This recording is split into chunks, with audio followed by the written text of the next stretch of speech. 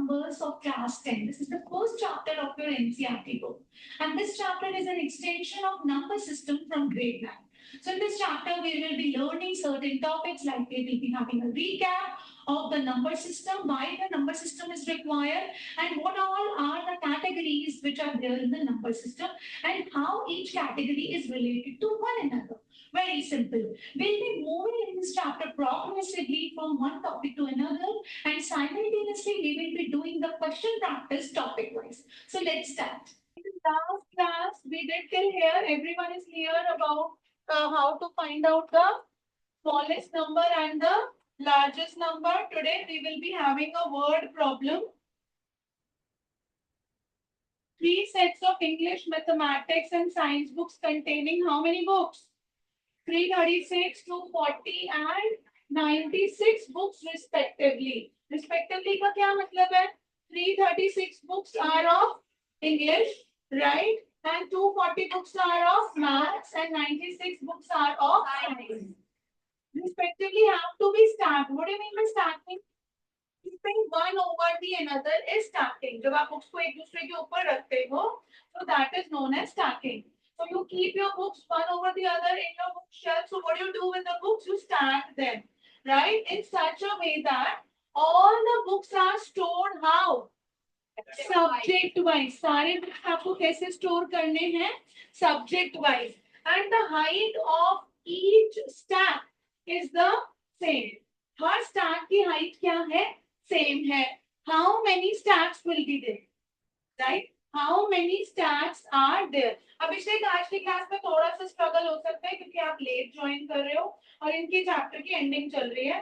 But these questions are based on HCF and LCM. अब हमें दे क्या रखा है पहले ये बताओ. बुक्स दे रखी हैं. पूछ क्या रखा है? स्टैक्स पूछ रखे हैं.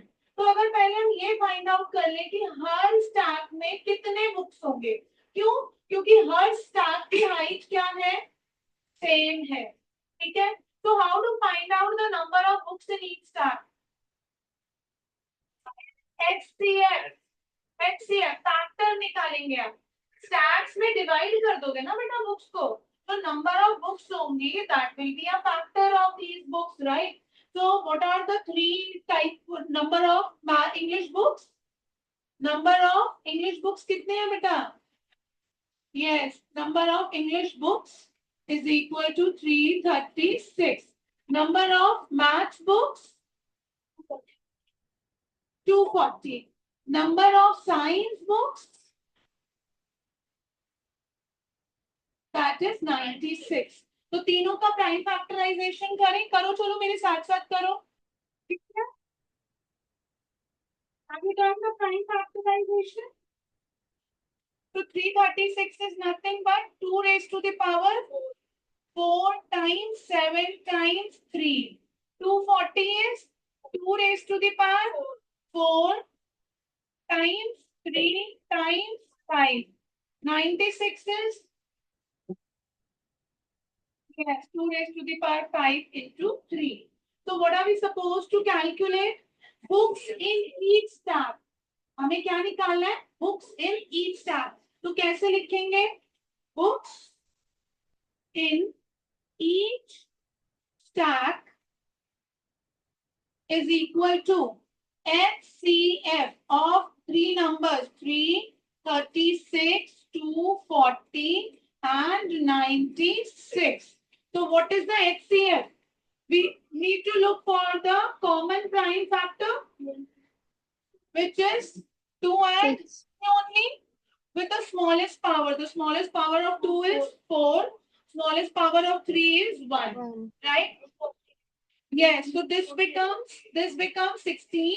16 times 3, which is equal to 48. तो आपको पता चल गया कि हर स्टैक में बुक्स कितनी है. तो आपको क्या फाइंड आउट करना है? How many stacks will be there. मतलब टोटल स्टैक्स कितने हैं. तो हम साइंस के स्टैक्स निकालेंगे, हम इंग्लिश के स्टैक्स निकालेंगे और हम मैथ्स के स्टैक्स निकालेंगे. तो हमारे पास बुक्स कितनी है हर स्टैक में? 48. साइंस के कितने स्टैक्स हो जाएंगे? कैसे निकालोगे? You will divide it. Yes, आप डिवाइड करेंगे तो हमारे पास सबसे पहले इंग्लिश की बुक्स है। इंग्लिश की बुक्स कितनी है बच्चा? 336. तो how many stacks will be there for the English? 7. So number of English stacks कितने होंगे? 336 upon 48, which is equal to 7, right? Number of maths stacks. Maths के कितने stacks हैं? 5. Yes, 240 upon 48, which is 5. Number of which one? Science. Science stacks कितने हैं बेटा? 2. 96 by 48, perfect, which is 2. So total number of stacks कितने होंगे?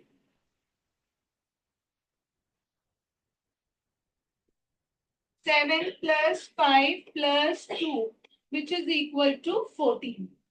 Got it? Understood? Everybody? Is this question clear? ये question case study में बहुत ज़्यादा पूछा जाता है. So you need to be very careful about this.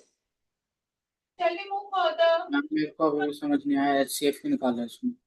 HCF क्यों निकाला है बेटा? HCF इसलिए निकाला है, आपके पास टोटल बुक्स दी गई है और आपको पूछा गया है कि हर स्टैक में कितनी बुक्स होंगी. तो जब स्टैकिंग करोगे आप बुक्स की और स्टैक्स की लेंथ सेम है, तो the equal number of books will be there. तो आपको क्या होगा? तीनों का कॉमन फैक्टर. स्टैक्स की लेंथ हाइट सेम है, तो तीनों का क्या होगा? Common factor. तो सबसे बड़ा common factor is highest common factor. इसीलिए हमने क्या निकाला है? HCF. Is this clear? Everybody? Okay, now this question is superly important. Why I'm saying one of the most favorite questions of the teacher. Right? अब ये questions बहुत अच्छा है. ये question दो तरीके से पूछे जाते हैं. Everyone, when I'm explaining, I expect full attention on screen and on board here. So question क्या बोल रहा है? एक इलेक्ट्रॉनिक डिवाइस है जो बीप करती है कितने टाइम के बाद? हर 60 सेकेंड्स के बाद बीप करती है. Another device, एक दूसरा डिवाइस है जो बीप करता है हर 62 सेकेंड्स के बाद. ये दोनों डिवाइसेस इकट्ठे बीप कर रही है कितने बजे? 10 AM. कितने बजे? 10 AM. At what time will they beep together at the earliest? अब देखो इस क्वेश्चन में चेंजेस कहाँ आते हैं. एक क्वेश्चन में चेंज आएगा जैसे 10 AM है. आपके पास क्लॉक 2 टाइप्स की होती है. Do you know we have 12 hour clock and we have 24 hour clock. 12 hour clock आपकी AM और PM पे काम करती है, राइट? 12 के बाद क्या, 12 से क्या स्टार्ट हो जाता है? PM स्टार्ट हो जाता है. वो 12 आवर क्लॉक कहलाता है. 24 आवर क्या होती है? You don't talk about AM and PM. अगर मैं 10 आवर्स, अगर मैं क्या बोल रही हूँ 10 आवर्स, तो इट सिंपली मीन्स कि ये 10 AM है. अगर मैं क्या बोल रही हूँ 22 आवर्स, तो इसका क्या मतलब है? This is 10 PM. सिंपल सी बात है. ये बहुत बेसिक्स हैं, बट हम बड़े होते होते ये चीजें लूज कर देते हैं sometimes and we do not pay attention. तो जब हम AM और PM बताते हैं तो हम किस क्लॉक पे काम कर रहे हैं? 12 आवर क्लॉक पे. बट जब हम आवर्स में बात करते हैं तो हम किस क्लॉक पे काम कर रहे हैं? 24 आवर क्लॉक पर. ये बात समझ में आ गई? तो हम यहाँ पे किस क्लॉक पे काम कर रहे हैं? 12 आवर क्लॉक पर. क्वेश्चन में चेंज करके, वेरी गुड, क्वेश्चन में चेंज करके वो क्या दे सकता है? 24 आवर क्लॉक पे दे सकता है. अब देखो वो क्या बोल रहा है. हमारे पास दो डिवाइस है. एक डिवाइस कब हर किस टाइम के बाद बीप करती है? 60 सेकेंड. दूसरी डिवाइस हर 62 सेकेंड्स के बाद बीप करती है. और ये दोनों ने इकट्ठे किस टाइम बीप किया? 10 AM पर. तो किस टाइम वो नेक्स्ट बीप करेंगे एक साथ? So, okay, so what will you find out? The multiple of 2. तभी आपको पता चलेगा. तो we will be working on LCM. ठीक है, लिखेंगे. वर्ड प्रॉब्लम है. Time after when first device beep, that is 60 seconds. ठीक है. Time after when second device beep. That is 62 seconds. So time to beep together is given by what? LCM of 60 and 62. So 60 will be 12 times 5, right? Yes. 2 square into 3 into 5. 12 times 5. 62 will be 2 into 31. 2 into 31. Perfect. तो अब आप LCM निकालेंगे. Yes. Which is 2 square into 3 into 5 into 31. So 12 times 5, yes. 60 into 31, which is 1860 seconds. बेटा कितना time है seconds में. तो आपका पहले जब उनका बीपिंग हुई थी वो किस टाइम हुई थी 10 AM. अब सेकेंड टाइम का बीप होगा इतने सेकेंड्स के बाद वो फिर से बीप करेंगे. तो इसको आप मिनट में कन्वर्ट करो तो मिनट में क्या आ जाएगा ये 31 minutes exactly. 1800 will be 30 minutes, right? और 60 seconds आ गया will be 1 more minute. तो ये कितने minutes के equal हो गया 31 minutes. 31 minutes के equal हो गया. तो वो क्या पूछ रहा है वो टाइम इंटरवल पूछ रहा है या एग्जैक्ट टाइम पूछ रहा है. वो एग्जैक्ट टाइम पूछ रहा है. सो क्या किस टाइम पर वो बीट करेंगे time 10:31 a.m. Time to beat again is equal to 10:31 AM. Understood? Understood? तो क्या पूछा गया था आपसे at what time? सेकेंड्स को मिनट्स में डिवाइड करेंगे मिनट्स में कन्वर्ट करेंगे बाय डिवाइडिंग 60. 1800 से डिवाइड करोगे तो 3 आ जाएगा. 60 सेकेंड बचा 1. हाँ जी बेटा. मैम मुझे समझ नहीं आया हमने LCM क्यों लिया. क्योंकि हमें क्या निकालना है कि ये दो किस टाइम पे ये इकट्ठे बीट कर रहे हैं. तो together is always a multiple बेटा. Together is always a multiple. तो जब हम मल्टीपल में काम करना है काम करेंगे LCM. Kanishka, new student, you're supposed to sit down with camera on while taking class. Okay.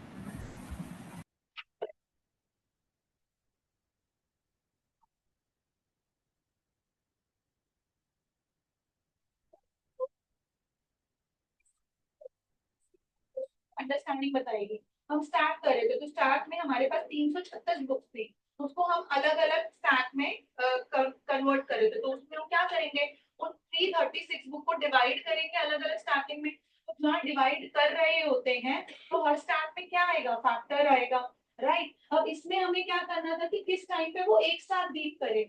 तो टुगेदर वर्ड किसके लिए आता है हमेशा एडिशन के लिए. और एडिशन किसको इंडिकेट करता है मल्टीपल को. तो यहाँ पे हम किस पे काम कर लेंगे largest common multiple. Now this is the question. Will you do it for on your own? Yes. Will you do it on your own? This is a replica of the question we did on the last slide. The traffic lights at 3 different road crossings change after 48 seconds, 72 seconds, 180. If they all change simultaneously at 8 AM, at what time will they change again? और time वाले questions हमेशा LCM से होते हैं. ये याद रखना. जब भी वो टाइम पे वर्क करवा रहा होता है ऐसे क्वेश्चंस हमेशा एलसीएम से होते हैं. Take care of the statements you are writing children. The statements you are writing.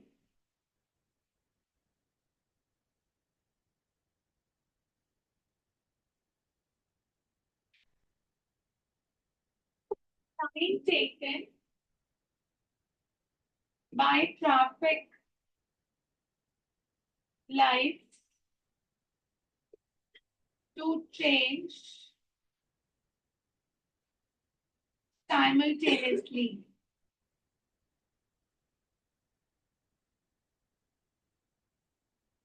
That is equal to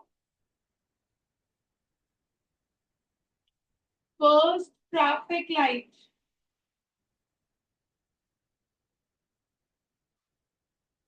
48 seconds.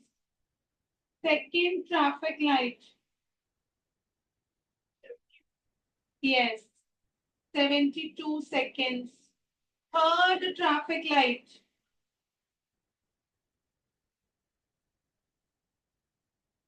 108 seconds.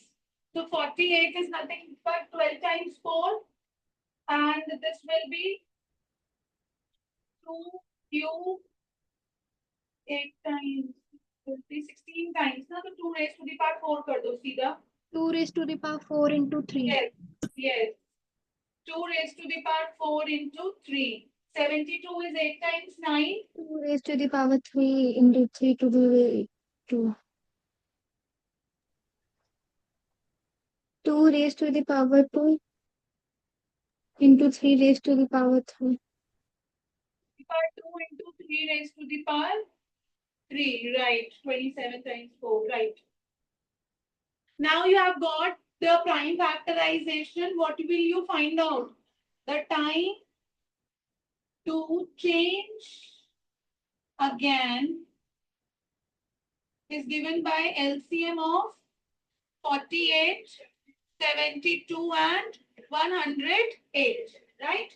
So LCM will, you all the prime factors you are going to include 2 and 3 with the highest power 4 and 3. So that is 16 times 27, which is equal to 432 seconds. 432 seconds. So you are going to convert these seconds into minutes. अब देखो कैसे करोगे? 60 के factors ढूंढने हैं. 432 को break करो. थोड़ा सा मेंटल मैथ्स किया करो. 432 को ब्रेक कर दो. 6 times 7 will be 42. So 420 seconds. 420 seconds का क्या मतलब हो गया? 6 minutes. हुआ या नहीं हुआ? और कितना टाइम रह गया फिर से? 12 seconds. So this is this is 7, right? So this is equal to 7 minutes and 12 seconds, right or wrong? Right? So 8 AM पे first simultaneously change हुए हैं. तो next कब change होंगे? Yes. Yes. Time to change again. So 8 AM beta, this is not 24-hour clock. 8:07 12 AM. This is how. You're going to mention the hours, you're going to mention the minutes, and you are going to mention the seconds as well. So this is how you're going to break. ठीक है? 60 के factors के 6 के table में 42 कितने times जाता है?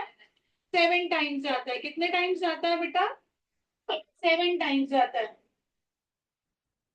तो ये किसके इक्वल हो गया? 7 मिनट्स. और कितना लेफ्ट ओवर रह गया रिमाइंडर? 12 सेकेंड्स. ठीक है, तो 432 इज 7 मिनट 12 सेकेंड. ये वाले क्वेश्चन किस किस को समझ आ रहे हैं? पक्का? Online student, are we getting? Are we getting? Okay, thank you. Thank you. Yes, ma'am. All right, children. Moving ahead. This is little different version of the question we were doing. 6 bells commence tolling together. Toll at intervals 2, 4, 6, 8, 10 and 12 minutes. ठीक है? 6 bells है जो एक साथ toll करती हैं. अब वो पहली बेल कितने टाइम के बाद टोल करती है? 2 मिनट्स. दूसरी बेल हर 4 मिनट के बाद टोल करेगी. Third bell 6 minutes. Fourth bell 8 minutes and so on. 30 hours, how many times do they toll together? अब आपसे ये नहीं पूछ रहा वो कि वो किस टाइम पे दोबारा इकट्ठे टोल करेगी. वो आपसे क्या पूछ रहा है? टोटल 30 आवर्स में वो कितनी टाइम्स क्या करने वाले हैं? टोल करने वाले हैं. तो इसमें आप क्या निकालोगे? एलसीएम निकालो. ठीक है, और फाइंड आउट करो कि all together largest common multiple. तो ऑल टुगेदर ये सारी की सारी बेल्स कितनी टाइम में वो टोल करती है. ठीक है, रिपीटिशन ऑफ टोल आता है ऑल टुगेदर. तो that is given by largest common multiple. तो एलसीएम निकालो. यस, एलसीएम 120 शायद. तो आपको 2, 4, 6, 8, 10 बात नहीं करेंगे. 2 square 2 times 3 2 cube 2 times 5, 2 square into 3. So LCM is equal to 2, 3 and 5. 2 का largest power 3, 3 का largest power 1 and 5 is also 1. So that is equal to 8 times 15, which is equal to 120.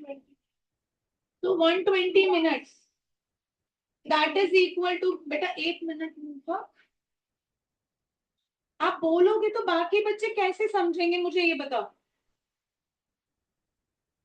That is equal to 120 minutes. और हमें time किस में दे रखा है, hours में, तो हम इसको आवर्स में लेकर जाएं. 120 minutes is equal to 2 hours. अब इसको समझो, यहाँ पे वो क्या पूछ रहा है आपसे. Pen down everyone, pen down. See, वो क्या पूछ रहा है आपसे कि 30 आवर्स का टोटल लैप है. 30 आवर्स में ये सारी बेल्स कितनी बार एक साथ टोल करेंगे. ठीक है, तो वो एक साथ कब टोल करती है, हर 2 घंटे के बाद. After every 2 hours, all the bells will toll together.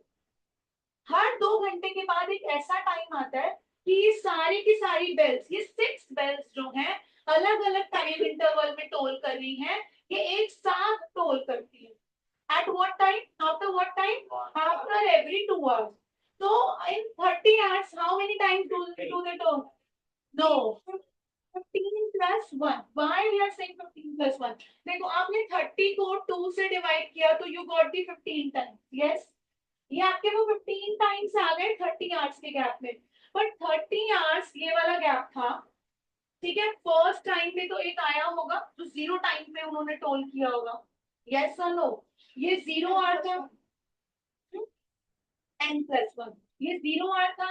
n+1 मैं फॉर्मूला दे सकती हूँ सीधा, but I want you to understand the logic and concept behind. ये 0 आ रहा है, 0 के बाद 2, 2 के बाद 4, 4 के बाद 5 and so on. The number line goes till 30 for 30 hours. तो यहाँ पे कितनी बार आ जाएगा, 15 टाइम्स आ जाएगा. राइट, तो आपका कितना आ गया, 15 प्लस 0 आवर ऐड करोगे जब उन्होंने एक साथ टोल किया होगा तो 15 plus 1 which is equal to 16 hours, which is equal to 16 hours. ये बात किस किस को समझ में आ गई? मैम मुझे समझ नहीं आई. आपको काम समझ नहीं आया. Okay okay okay. एक बार दोबारा से करते हैं, एक बार दोबारा से करते हैं. देखो, इसको नंबर लाइन की हेल्प से समझो, एक छोटे बच्चे की तरह. हमारे पास ये नंबर लाइन है जो 0 आवर से कितने पे स्टार्ट हो रही है, 30. ठीक है, 0 to 30.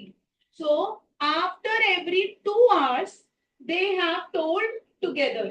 What have tolled together? The bells have tolled together, right?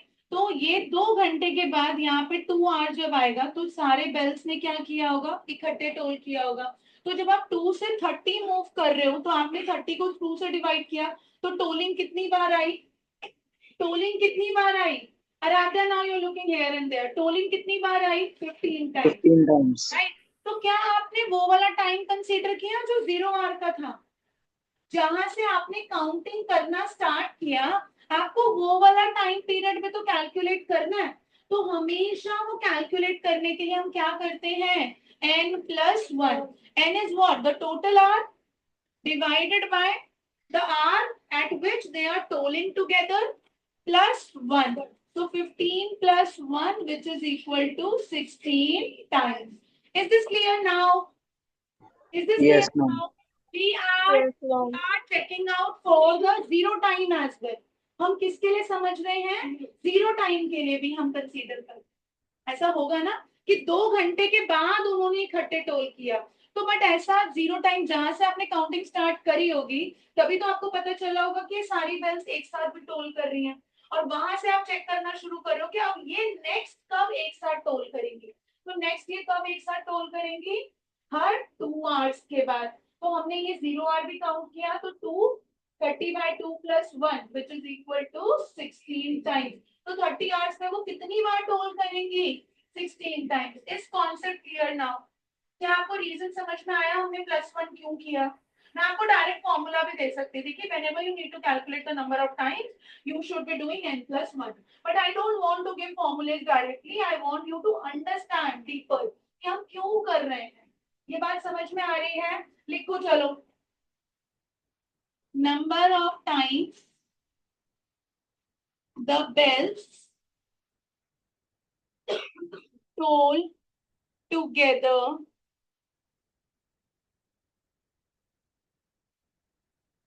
is equal to 30 by 2 plus 1, which is 15 plus 1 equals to 16 times.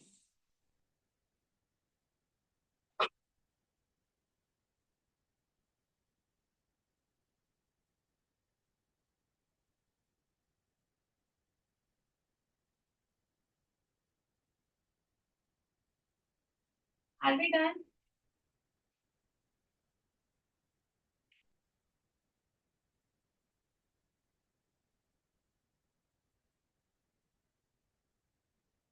These are the answer questions from the question papers. ये वो questions हैं जो directly question papers में से उठाए गए हैं. If HCF of 65 and 117 is expressible in the form of 65m minus 117, the value of m is.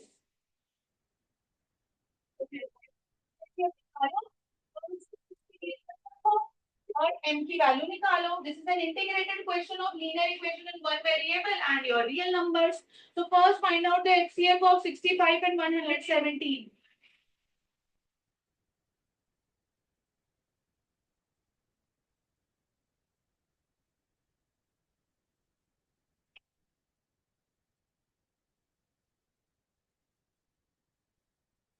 Aditi HCF निकालो बेटा. 65 और 117 की प्राइम फैक्टराइजेशन करो.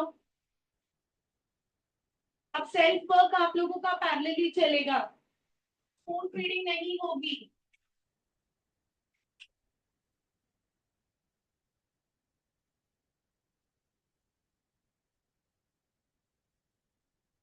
मैथ से 13 है. यस बेटा. आगे करो. HCF को इस एक्सप्रेशन के इक्वल रखो. बैठ क्यों गए हम?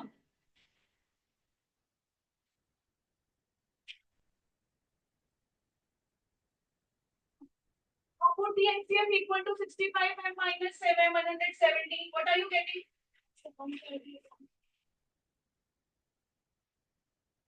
Yes. Ma'am, the value of m is 2. Yes, the value of m is 2. Perfect.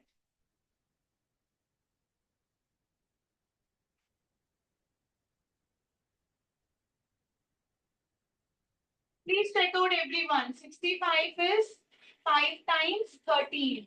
117 is 117 factors. 3 square into 13. So HCF of the two numbers will be 13. Right? HCF will be 13. So HCF किस form में express कर रहे हैं हम? 65m minus 117. So 65m minus 117 equals to 13. ये किसके equal है? 13 के इक्वल है. So 65m equals to 13 plus 117, which is equal to 130. 65m equals to 130. So m is equal to 2. 2.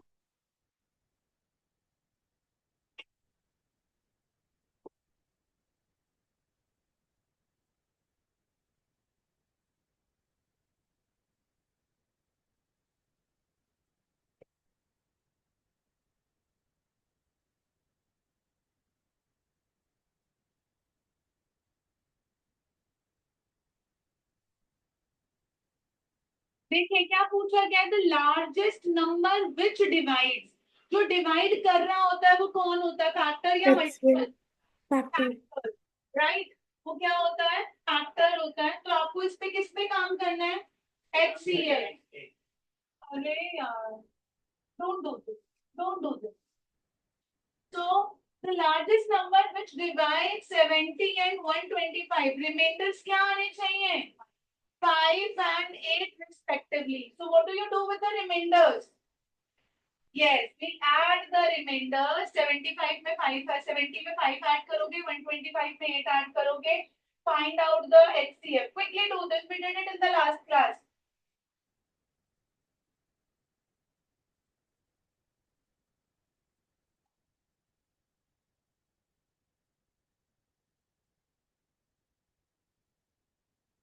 This number will divide. Remainder होने चाहिए ना. हाँ, subtract करोगे क्योंकि ये remainder छोड़ रहा है. हाँ. Subtract 5 and 8.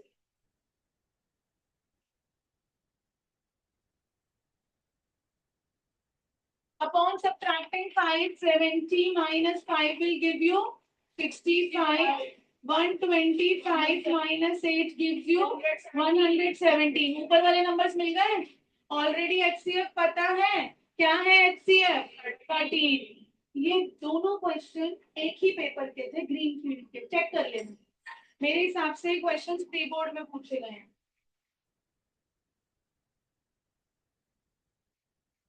These are NCERT exemplar problems. NCERT exemplar जब खोलोगे ना इस बारी पूरी नहीं करनी क्योंकि यूक्लिड डिवीजन के बहुत सारे क्वेश्चंस हैं which is not in our course. आपको सिर्फ प्राइम फैक्टराइजेशन के क्वेश्चंस करने हैं. If two positive numbers A and B are written as A is given by x cube y square, B is x y cube. X and y are prime number, then HCF of AB is apply the rule. Apply the rule. HCF के लिए क्या करते हैं? We look for the common factors, only common factors, common prime factors with the smallest power. तो x की smallest power क्या है? X and y की square. तो x y square is the x. Simple. सिर्फ आपको expressions के form में दे दिया गया है. Next देखो, if two positive number integers p and q can be expressed as this, then you have to find out the LCM. Option C. Is option C? A cube B square. For all the factors with the highest power, A and B are the factors. A की highest power क्या है? A cube. B की क्या है? B square. A cube B square is option C. Easy. The product of non-zero rational and irrational. Yes. Irrational. नहीं पता. It can be rational, it can be irrational. जिन्होंने कल worksheet book की होगी उनको ये पता है. क्योंकि वर्कशीट बुक में एक ऐसा क्वेश्चन था, किसी बच्चे का डाउट भी आया था कि 5 plus √3 and 5 minus √3 को ऐड करके रैशनल आएगा या इरेशनल आएगा. अब ये दोनों क्या है बताओ? नॉन जीरो क्या है? इरेशनल. जब ऐड करोगे तो ये कट जाएगा, क्या बचेगा? 10. तो 10 क्या है? अगर मैं करूं 5 plus √3 plus 5 minus √2 तो क्या रहेगा? 10 plus √3 minus √2. तो ये क्या रहेगा? तो रैशनल भी आ सकता है और इरैशनल भी आ सकता है. इसमें आपने रैशनल और इरैशनल को ऐड किया था ना, और इसमें भी आपने रैशनल और इरैशनल को, तो दोनों रिजल्ट पॉसिबल है. दोनों रिजल्ट पॉसिबल है. तो option C is the right answer. Is this clear?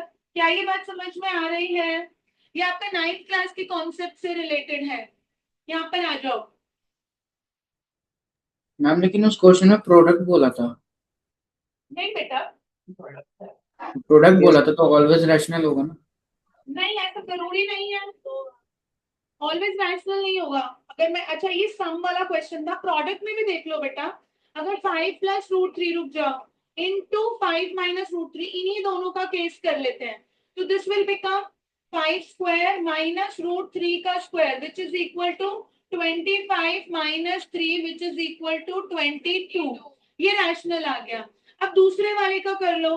5 plus √3 into 5 minus √2. तो क्या आ जाएगा आपका? Will you get √3 into √2? In the end, will you get √3 and √2? The product will be √6. तो जो भी आपका आंसर आएगा वो क्या होगा? Irrational.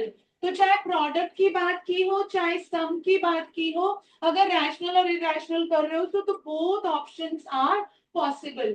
Right? It could be rational, it could be irrational. Are we clear? अब आप इसमें बताएंगे decimal expansion of rational number. This is a rational number will terminate after, मैंने आपको बताया हुआ है, विल टर्मिनेट आफ्टर। किसको पिक करोगे जल्दी से बताओ, डिनोमिनेटर को।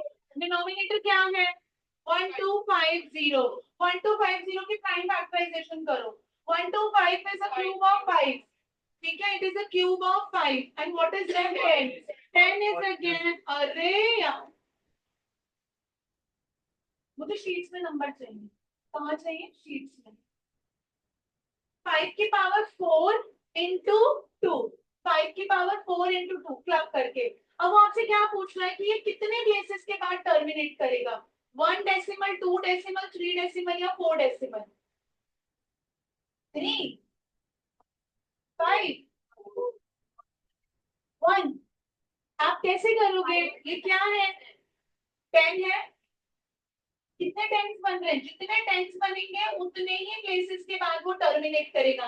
तो इसमें कितने टेन बन रहे हैं 1, राइट। तो ये कितने प्लेसेस के बाद टर्मिनेट कर जाएगा 1।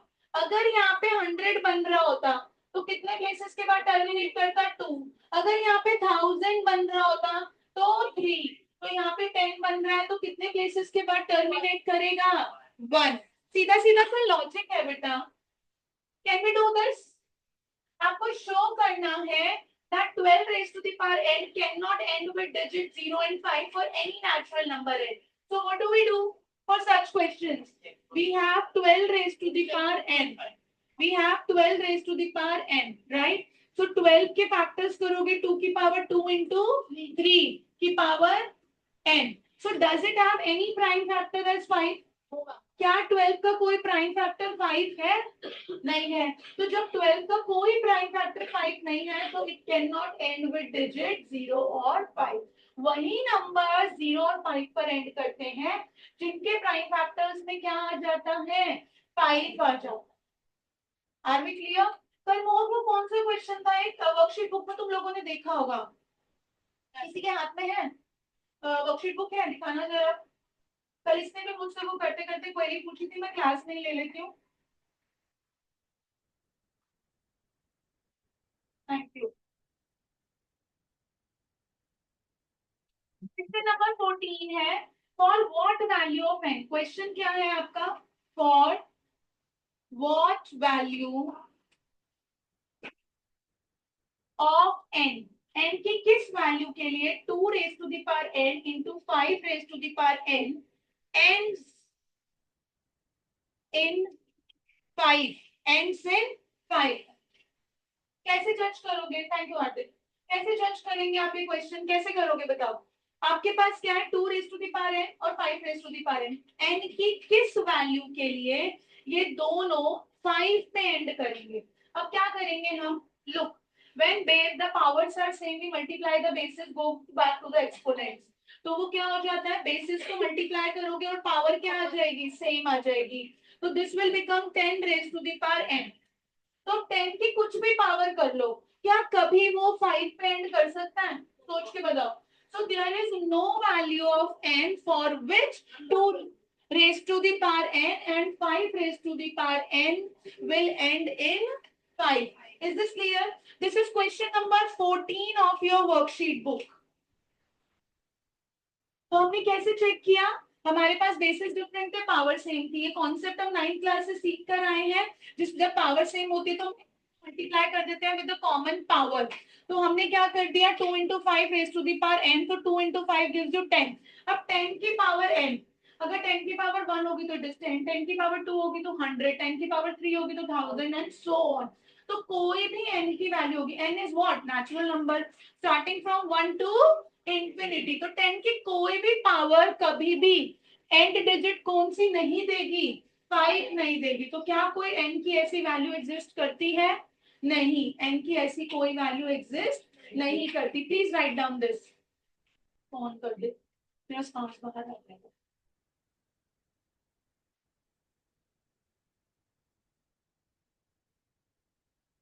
हाँ अभी मैंने उसको ऊपर कर दिया, ये एयर ना सर्कुलेट कर जाती है।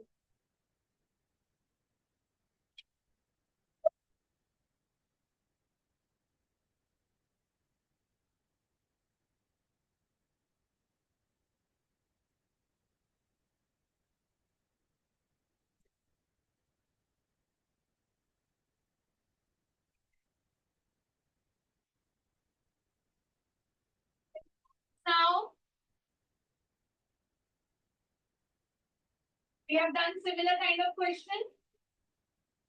Can we do the second one? Given that LCM of 91 and 26 is 182 and HCF, you have to find out. So which property are you going to use for question 2? The product of the two numbers is equal to the product of the HCF and LCM. जल्दी से करो. पहले first करो, HCF निकालो. HCF को 85 n minus 153 के equal रखो and get the value of n.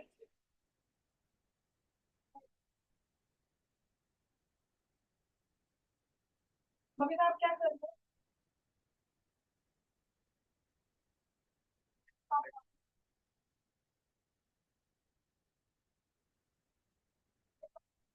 बना देती हूँ. N equals to. Ma'am, N is equal to 2. N is equal to 2. Everyone getting N equals to 2? How many of you raise your hands? Okay, rest of you completed. HCF find out कर रहे हैं अभी. Kanishka, are you able to do? Yes, ma'am. All right. Second वाला कीजिए. Start. जल्दी से.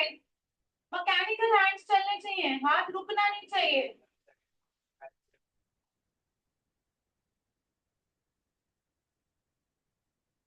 $91 और 26.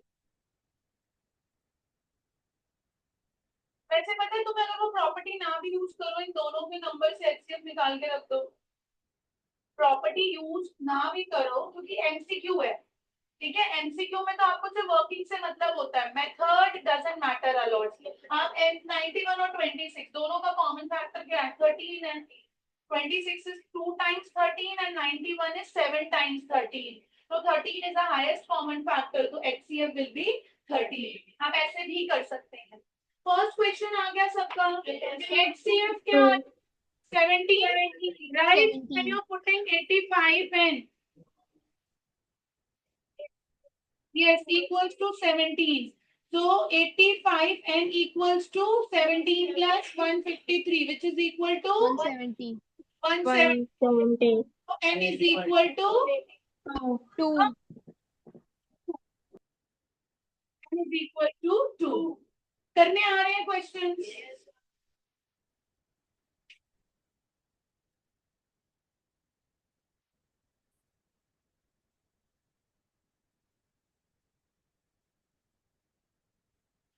These are two different questions. This is one question and this is one question. आपने शायद एक स्किप कर दिया. नहीं, मैंने कुछ स्किप नहीं किया. वो वाला 153 और नहीं, वो HCF LCM वाला. ये कर लिया बेटा.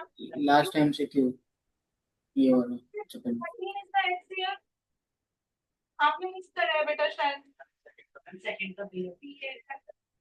हाँ. HCF is always a factor of LCM. लिखवाया है, बताया है, right? HCF हमेशा factor of LCM. फर्स्ट पर आओ. P की पावर n, P की power n equals to a into 5 की पावर n. For P की power n to end with digit 0, a क्या होना चाहिए? अगर हमें 0 पे एंड करना है तो ये क्या होना चाहिए? 2 होना चाहिए. अभी पीछे हमने किया है डिट्टो ऐसा क्वेश्चन, जो वर्कशीट वाला डाउट लिया मैंने, उसी क्वेश्चन को मॉडिफाई करके रख दिया है. हमारे पास p की पावर n है which is equal to a into 5 की पावर n. अब वो कह रहा है कि क्या होना चाहिए? ये p की पावर n को किस डिजिट पे एंड करवाना है? 0. मतलब हमेशा इसकी लास्ट डिजिट क्या होनी चाहिए? 0. 0 होने के लिए क्या होना चाहिए? a को 2 होना चाहिए. अगर हमें हमेशा सेम यही केस चाहिए, क्यों? क्योंकि 2 into 5 क्या बना देगा? 10. और 10 की power n will be always a number ending with the digit 0. तो a क्या होना चाहिए? 2. राइट. अब 2, एक मिनट, अगर हम 2 देखते हैं तो क्या हो जाएगा? 10. अगर 4 लोगे तो क्या हो जाएगा? 20. तभी करेगा. 6 लोगे तो क्या आ जाएगा? 60. 30. राइट. तो आपका क्या आ जाएगा? 30. तो आपको क्या चाहिए था? एक हमने वो वाला कॉन्सेप्ट किया, एक हमने देखा यहाँ पे 2 तो नहीं है, तो हम क्या लिखेंगे? कोई नेचुरल नंबर? नो, क्योंकि 1 से करोगे तो 5 भी आ सकता है. बट अगर किसी भी इवन नंबर से कर रहे हैं, 2 से कर रहे हैं, 4 से कर रहे हैं, 6 से कर रहे हैं, 8 से कर रहे हैं, 2 times 5 will be 10. 4 times 5 will be 20. 6 times 5 will be 30 and 40. सबके एंड में क्या है 0. तो जब भी कोई नंबर 0 पे एंड करता है उसकी पावर कितनी भी हो हमेशा वो नंबर क्या करता है 0 पे एंड करेगा. तो ऑप्शन कौन सा सही होगा इवन नंबर. तो कई बार ऐसा होता है. अभी हमने पीछे वर्कशीट बुक में क्वेश्चन किया उसी का एक अप्लाइड क्वेश्चन हमें यहाँ पर भी दिख गया. तो क्वेश्चन का फॉर्म चेंज होगा ही होगा. आपको देखे दिखाए करे कराए क्वेश्चंस आएंगे पेपर में ऐसा जरूरी नहीं है. बिल्कुल भी जरूरी नहीं है. ठीक है. So your practice will play a major role. ये क्वेश्चन सीबीएसई 2024 में पूछा गया था. लास्ट टू लास्ट ईयर बच्चों के पेपर का पहला क्वेश्चन था ये. I am giving you 2 minutes. मैं फटाफट से नहीं बोल रही हूँ नहीं तो तुम लोग पढ़ नहीं पाओगे. आपको 2 मिनट दिए जा रहे हैं. आप क्वेश्चन को पढ़िए और सॉल्व कीजिए. आप कर सकते हो आराम से. एलसीएम का रूल याद रखो. बस इतना ही करना है. एलसीएम का रूल याद रखो. Product of the highest power of each prime factor. ये स्टेटमेंट जिस बच्चे के दिमाग में बसी हुई है वो ये क्वेश्चन आराम से कर सकता है. LCM is the product of the highest power of each prime factor. Is everyone getting D? Everyone getting D? कैसे किया हमने. हमारे पास T क्या था 18 A square B 4. 18 एक कॉम्पोजिट नंबर मिल गया. A और B प्राइम है उसने बोल रखा है क्वेश्चन के अंदर. ठीक है. हमारे पास दो पॉजिटिव नंबर्स हैं पॉजिटिव इंटीजर्स हैं P और Q जिनको हम एक्सप्रेस कर सकते हैं as P equals to 18 A square B की power 4 and Q equals to 20 A cube B square. और जहाँ पे A और B क्या है प्राइम नंबर्स. तो 18 क्या है प्राइम है या कॉम्पोजिट है. कॉम्पोजिट है. तो इसको ब्रेक कर दो. 13 3 times 2 right. 3 square into 2 sorry into A square into B 4. अब इसी तरीके से Q को करो right which is 20 A cube B square. तो 20 is 4 times 5. 4 क्या होता है 2 square into 5 into A cube into B square. तो मुझे LCM चाहिए. मुझे LCM किसका चाहिए P and Q का. तो क्या करेंगे all the prime factors. तो क्या है prime factors 2 3 5 A और B. 2 की हाईएस्ट पावर 2 3 की हाईएस्ट पावर 2 5 की 1 A की 3 B की 4. चेक कर लो. 4 times 9 will be 36. 36 into 5 will be 180. कुछ बोल रहे हो Tanish. Yes. A cube B की power 4. Which option is correct? Option D. ये किसकी इसको कैसे भी घुमाएगा. मेरे ख्याल से जो इस साल पेपर में क्वेश्चन आया उसका पेपर निकालिए जरा. पेपर निकाल लिया करें इंग्लिश का मैथ्स क्लास में. इस साल जो क्वेश्चन आया ना इसी तरीके का नंबर दिया गया है और बोला गया LCM of PQ minus HCF of PQ की वैल्यू निकाल के. क्वेश्चन को चेंज कर दिया उन्होंने. कितना सा चेंज करा. उन्होंने बोला एलसीएम ऑफ PQ निकालो और माइनस एचसीएफ ऑफ PQ निकाल के दो. एक एफर्ट बढ़ा दिया आपका. एलसीएम निकालोगे एचसीएफ निकालोगे और दोनों की वैल्यू को क्या कर दोगे सब्ट्रैक्ट कर. ये नहीं समझ में आया. ये समझ नहीं आया. आपको एलसीएम निकालना आता है. एलसीएम आता है बाजी. एलसीएम कैसे निकालते हैं बेटा. एलसीएम निकालने के लिए सिंपल सा रूल याद रखेंगे. LCM is the product of greatest power of each prime factor. ये लाइन को दिमाग में बसा लो. ठीक है. अब ये क्या बोल रहा है. What is it saying? Product of greatest power of each prime factor. तो हमारे पास ये थे. आपके पास एक्सप्रेशन था P का और Q का. तो हमारे पास क्या था A और B उसने ऑलरेडी मेंशन कर दिया कि प्राइम नंबर्स हैं. तो इसे हमें स्प्लिट करने की जरूरत नहीं है. कॉम्पोजिट नंबर को हम प्राइम नंबर्स में ले आते हैं. तो यहाँ पे 18 एक कॉम्पोजिट नंबर है जिसको मैंने उसके प्राइम फैक्टर्स में एक्सप्रेस कर दिया. 20 एक कॉम्पोजिट नंबर है जिसको उसके प्राइम फैक्टर्स में एक्सप्रेस कर दिया गया.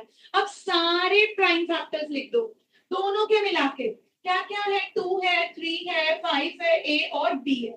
पहले हमने सारे प्राइम फैक्टर्स लिखे, उनका प्रोडक्ट लिखा, और प्रोडक्ट के साथ हमें कौन सी पावर डालनी है, ग्रेटेस्ट पावर। तो दोनों को चेक करो, 2 की सबसे बड़ी पावर क्या है 2, 3 की सबसे बड़ी पावर क्या है 2, राइट, 5 इसी में और पावर 1 है, तो इसकी सबसे बड़ी पावर क्या हो गई 1। अब ए के लिए चेक करो, बड़ी वाली पावर कौन सी है क्यूब, राइट, और बी के लिए कौन सी है 4। बस मल्टीप्लाई, प्रोडक्ट करना है, multiply, and when you multiply you get this, easy. LCM में हमेशा ऐसे ही करना।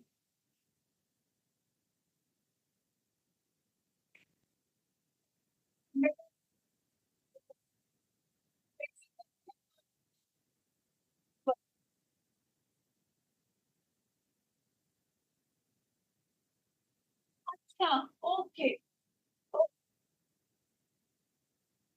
मैं go to washroom. यस,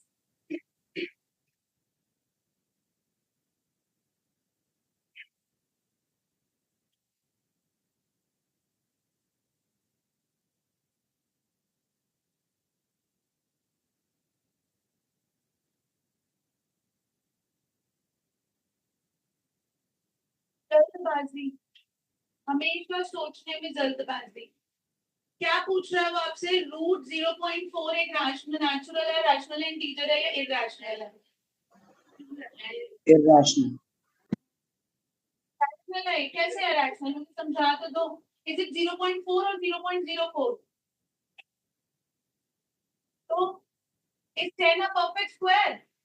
तो क्या हो जाएगा ये, this is this will be under root, का मतलब यही हुआ। तो आप इसको कैसे लिख सकते हो, under root 4 by under root 10, so this will become 2 upon root 10।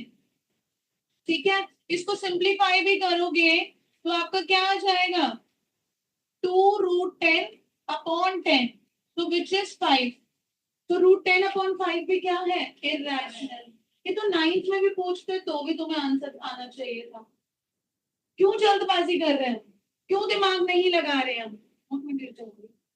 Which of the following cannot be the unit digit of 8 raised to the power n where n is a natural number? बताओ, पढ़ी वाली इधर देखो।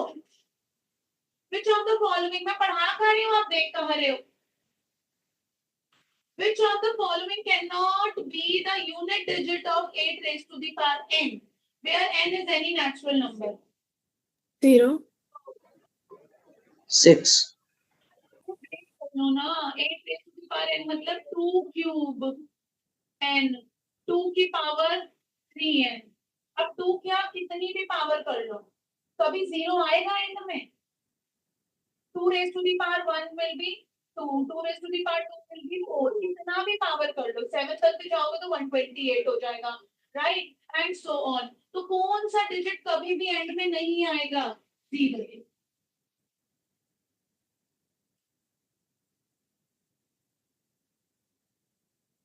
That's it. We are over the chapter. We are over with this chapter. Next class में मैं हो सकता है पॉलिनोमियल शुरू करवा दूं, हो सकता नहीं है, मैं करवा रही हूँ, अभी नहीं करवा रही, तुम्हारा दिमाग नहीं चलेगा। हाँ, लीनियर इक्वेशन नहीं बेटा, पहले पॉलिनोमियल। Excuse me, ma'am. हाँ,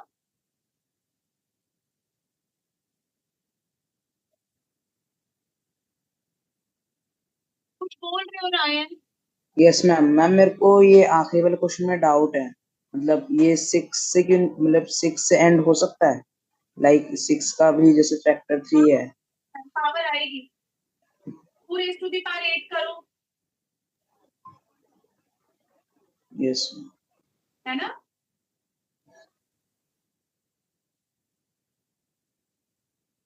देखो, आपके 2 क्वेश्चन आए हैं, ये बेसिक वालों का पेपर था ना। मैम आपकी वॉइस नहीं आ रही। Is that so with others? Is that so? Yes, ma'am. ये बीच में कटी थी।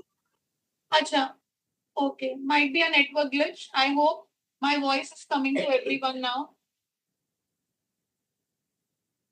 Please confirm, am I audible? Okay, Yes, ma'am. okay. तो इसके पेपर में क्वेश्चन आया है HCF ऑफ, आपसे क्या पूछा गया है MCQ में, HCF of 2 square into 3 and 3 square into 2, बताओ इसका HCF बताना है। मेरे हाथ में है बोर्ड के पेपर इस साल के। Ma'am 6 very simple. देखो आपको प्राइम फैक्टराइजेशन करके दी गई है, एक काम तो सॉर्टेड है, इसका HCF निकालना है। तो HCF क्या होता है, सिर्फ कॉमन प्राइम फैक्टर्स का प्रोडक्ट लिखते हैं और सबसे वाली छोटी पावर, सबसे छोटी पावर उठाते हैं। 2 की 1, 3 की 1, that is equal to 6। Super easy question. Next आ जाओ। Which of the following numbers will not end with 0 for natural number n? Which of the following, लिखो लिखो क्वेश्चन लिखो। Which of the following numbers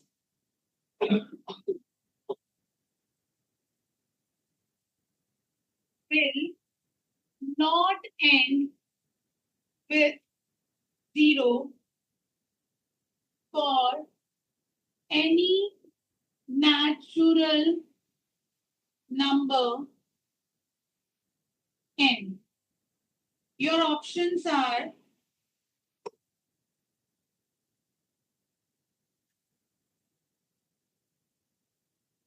4n, 4 raised to the power n, 3 raised to the power n plus 1, 10 the power n plus 1.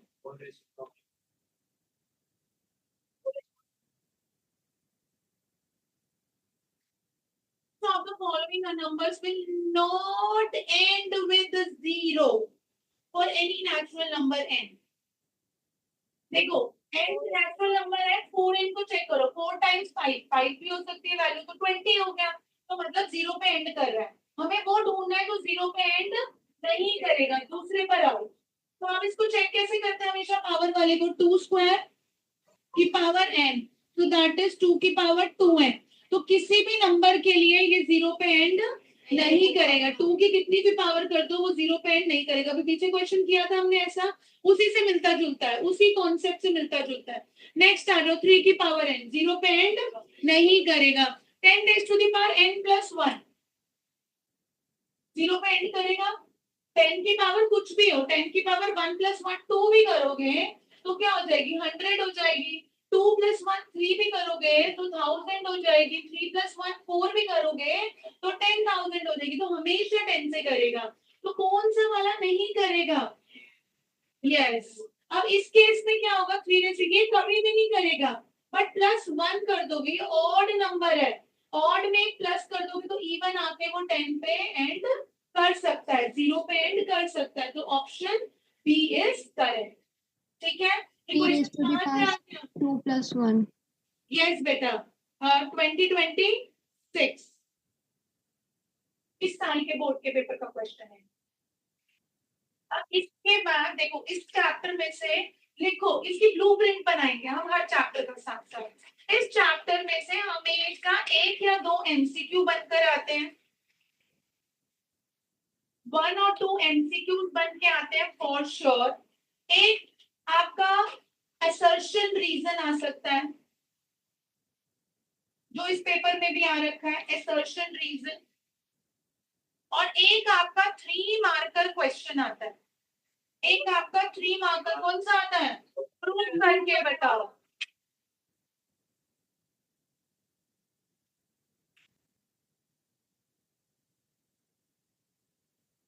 ठीक है।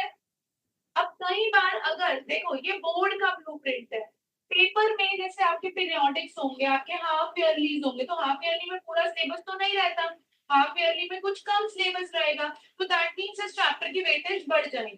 तो जब इस chapter की weightage बनेगी तो इस चैप्टर में से क्या उठ के आना शुरू हो जाएंगे, केस स्टडीज उठ के आना शुरू हो जाएंगे। और जो वर्ड प्रॉब्लम्स हमने आज की है, do you remember all the word problems, हमने टाइम वाला किया, हमने स्टार्टिंग वाला किया, उससे पहले भी किए, उससे रिलेटेड आपकी क्या आ जाएंगी, केस स्टडीज आ जाएंगे। Now this is your reflection time, this is 7:10। ठीक है, and going back to the slide जहाँ पे आपके क्वेश्चन थे, that you have to do it on your own.